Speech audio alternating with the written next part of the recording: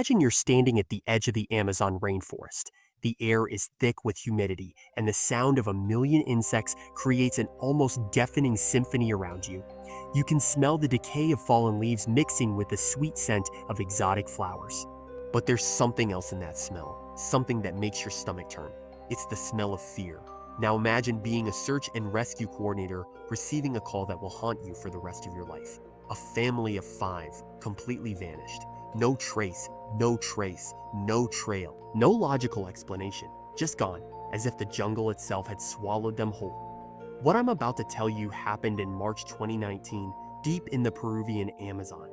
The Morrison family, David, Sarah, and their 3 children, 8-year-old Emma, 12-year-old Jake, and 14-year-old Tyler Salgardandad, were experienced hikers. They weren't tourists stumbling blindly into the unknown. They were prepared, equipped, and careful. But preparation means nothing when you encounter something that shouldn't exist.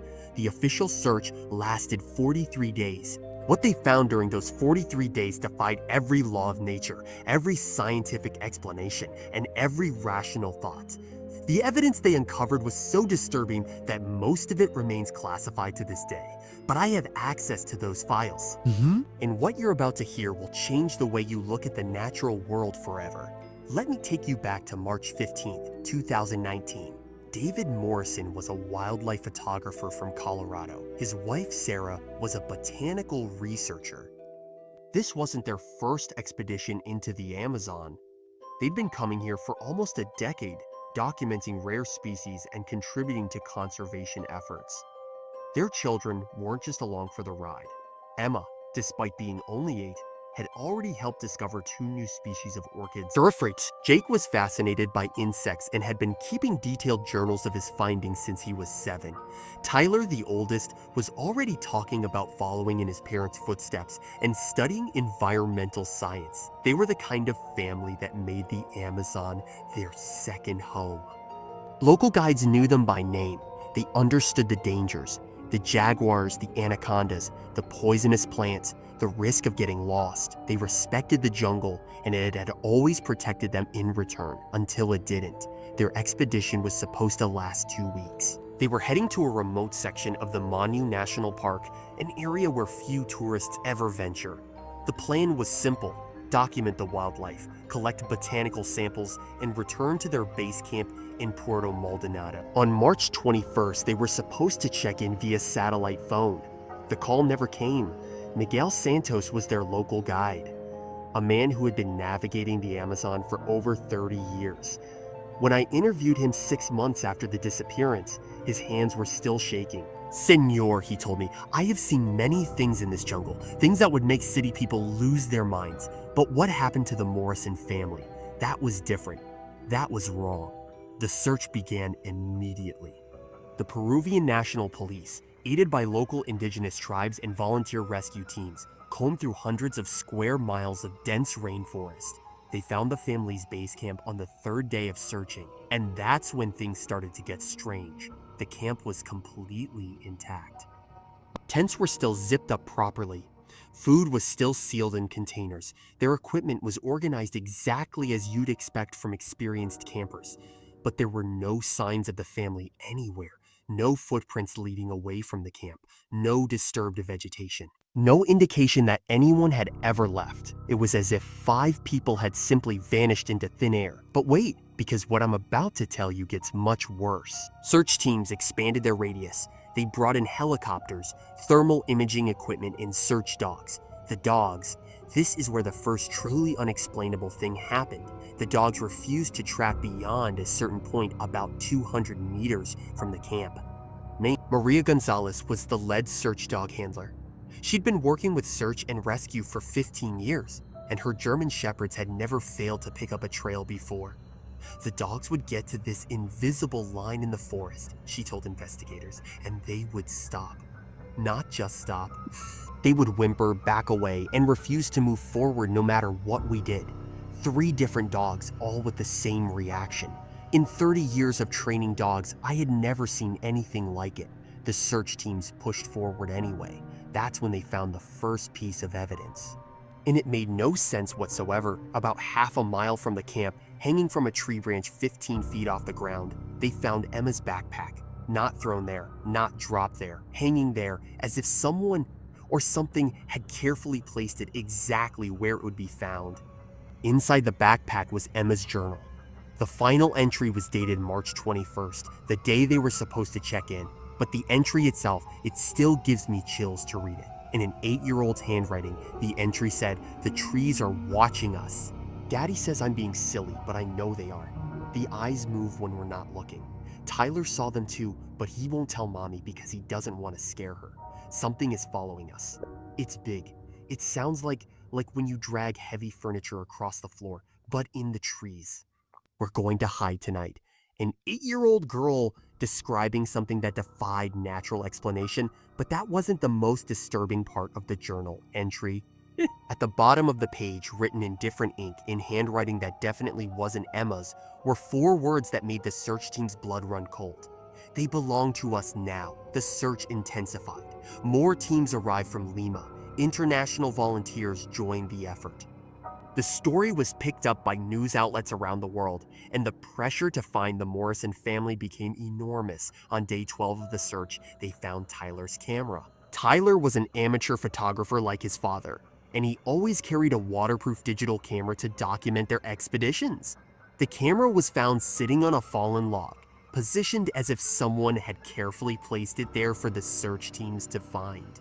When they examined the photos, they found something that still hasn't been explained by any expert who's analyzed them. The photos showed the family's journey into the jungle, exactly as you'd expect. Beautiful shots of exotic birds, close-ups of unusual plants, candid family moments around their campfire, normal expedition photos, until you got to the last 20 pictures. The first strange photo showed what appeared to be trees, but the arrangement was wrong. They formed perfect geometric patterns that don't occur in nature. Circles within circles, with the family's camp at the exact center. The second photo showed shadows on the ground, shadows that didn't match any of the vegetation around them. Long, twisted shadows that looked almost humanoid. The third photo was taken at night using the camera's flash. It showed the family sleeping in their tents, but standing around the perimeter of their camp, just at the edge of the flash's reach, were tall figures. The image was too dark and grainy to make out details, but you could clearly see that these figures were not human. They were too tall, too thin. They moved in ways that human joints simply don't allow. But the most disturbing photo was the last one. It was a close-up of Emma's face. But she was clearly asleep when it was taken. The timestamp showed it was captured at 3:17 a.m. on March 21st. Someone or something had taken Tyler's camera while the family slept, photographed Emma, and then returned the camera to exactly where Tyler had left it. The implications were terrifying. Search teams now knew they weren't just looking for a lost family. They were dealing with something that exhibited intelligence, planning, and capabilities that couldn't be explained by any known predator in the Amazon. Local indigenous tribes were consulted. The Makiganga people, who had lived in this region for centuries, had stories about entities they called Los Vigilantes, the Watchers. According to their oral traditions, Los Vigilantes were ancient beings that predated human civilization in the Amazon. They were described as guardians of the deepest parts of the forest, protectors of secrets that were never meant to be discovered by outsiders.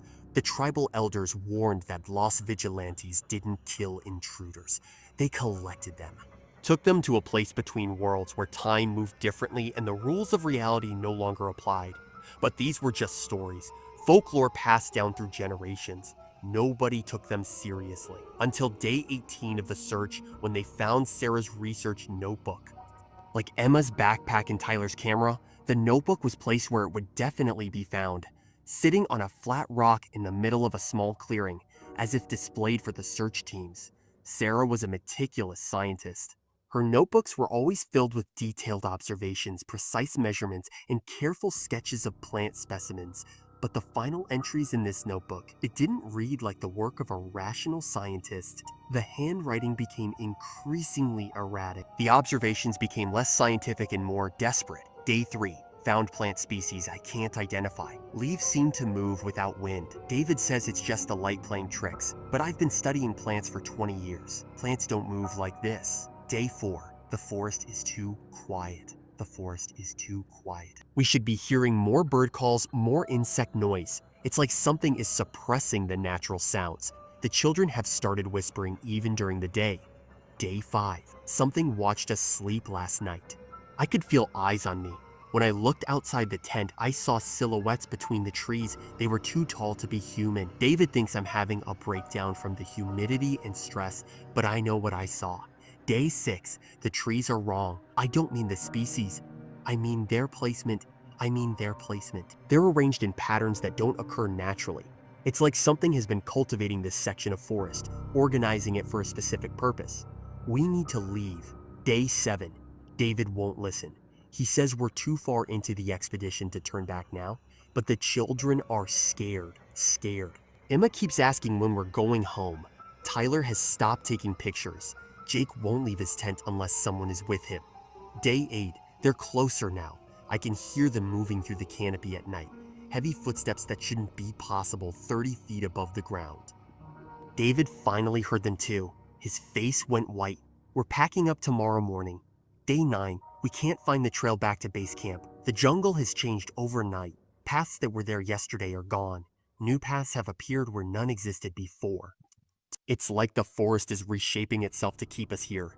The final entry was barely legible, written in what appeared to be extreme stress or fear. They're not going to let us leave. I understand now. We've seen too much. We know too much. The children, oh God, the children, Urel. And then in different handwriting, the same message that had appeared in Emma's journal. They belong to us now. The discovery of Sarah's notebook changed everything. This was no longer a search and rescue operation. It had become something much darker. Something that challenged everything we thought we knew about the natural world. Dr. Elena Rodriguez, a forensic handwriting expert from the University of Lima, was brought in to analyze the notebooks. Her conclusion was both scientifically sound and absolutely terrifying. The handwriting in both journals, she reported, shows clear signs of extreme psychological stress in the final entries. But the final messages, they belong to us now. These were definitely written by the same hand. N.A. Someone else had both notebooks at the same time and wrote those messages. But who and how? The search teams were now dealing with evidence of an intelligence that could manipulate the physical world in ways that defied explanation. An entity that could place objects precisely where they would be found. Something that could watch a family for days without being detected, photograph them while they slept, and leave messages in their personal belongings. On day 23 of the search, everything changed again. A helicopter crew spotted what appeared to be a structure deep in the forest. Something that shouldn't exist in this remote region. It looked like architecture, geometric shapes rising above the canopy, made from materials that reflected sunlight in strange ways. When ground teams reached the location, they found something that still hasn't been publicly acknowledged by any official agency. It was a clearing, but not a natural. The trees had been arranged in concentric circles, their trunks twisted and shaped into patterns that formed a kind of organic architecture. In the center of this arrangement was a structure that defied classification. It appeared to be made from living wood, trees that had been grown and shaped rather than cut and constructed. The structure was hollow inside, with chambers and passages that seemed to extend deep underground. And everywhere, carved into the living wood, etched into the earth, scratched into stones, were symbols, not human symbols. Not anything that matched any known writing system or artistic tradition. But the most disturbing discovery was what they found inside the structure. Personal belongings, not just from the Morrison family, belongings from dozens of people. Watches, jewelry, cameras, backpacks, clothes. Some of the items were recent. Others appeared to be decades old. A Swiss Army knife with an engraving that read, "Happy 16th birthday, Michael, 1987. A woman's wedding ring with an inscription in Portuguese. A child's toy dinosaur that looked like it hadn't been manufactured since the 1990s. The Morrison family wasn't the first to disappear in this region. They were just the most recent in a pattern that had been going on for decades. But where were the people? Where were the bodies? Where was any evidence of what had happened to them? The search teams explored deeper into the structure. The passages led to underground chambers that seemed to extend for miles beneath the forest floor. The air grew thicker as they descended, filled with a sweet, cloying scent that made several team members nauseous. In the deepest chamber they could access, they found something that made them immediately retreat and seal the entrance. Cocoons, dozens of them, suspended from the ceiling, each one roughly the size and shape of a human body. The cocoons appeared to be made from some kind of organic material. Part plant fiber, part something else that couldn't be identified. Some of the cocoons were intact, others were empty, torn open from the inside. Dr. Carlos Mendez, the lead biologist on the search team, took samples for analysis. What he found defied every known biological process. The cocoon material, he reported, contains human DNA mixed with plant DNA and something else we can't identify. It's as if the genetic material has been reorganized. How many people have really gone missing in the Amazon over the past century? How many were actually killed by natural predators or accidents? And how many were taken by lost vigilantes? And perhaps most disturbing of all, if David Morrison was right, if these entities are cultivating human beings like any other species in their vast forest garden, what are they preparing us for? The indigenous people have a saying: the forest remembers everything, and it chooses who belongs. Maybe the Morrison family does belong there now. Maybe they're happier as guardians of ancient mysteries than they ever were as visitors to a world they could never truly understand. Or maybe they're trapped in a nightmare that never ends, transformed into something they never chose to become, serving masters whose agenda we can't comprehend. The official story is that the Morrison family got lost in the Amazon and died. Their bodies were never recovered due to the dangerous terrain and harsh conditions. But I've seen the files. I've heard the testimony. I've examined the evidence that was too disturbing to release to the public. The truth is far stranger, far more terrifying, and far more wonderful than anything the authorities want you to know. The Amazon isn't just a forest, it's a living entity with its own intelligence, its own agenda, and its own methods of ensuring its survival. And sometimes it decides that certain humans are too valuable to let go. The Morrison family entered the Amazon as visitors, but they never left, because the forest decided they belonged there forever. The next time you see news reports about families going missing in remote wilderness areas, ask yourself, are they really lost? Or have they been found by something that sees value in keeping them?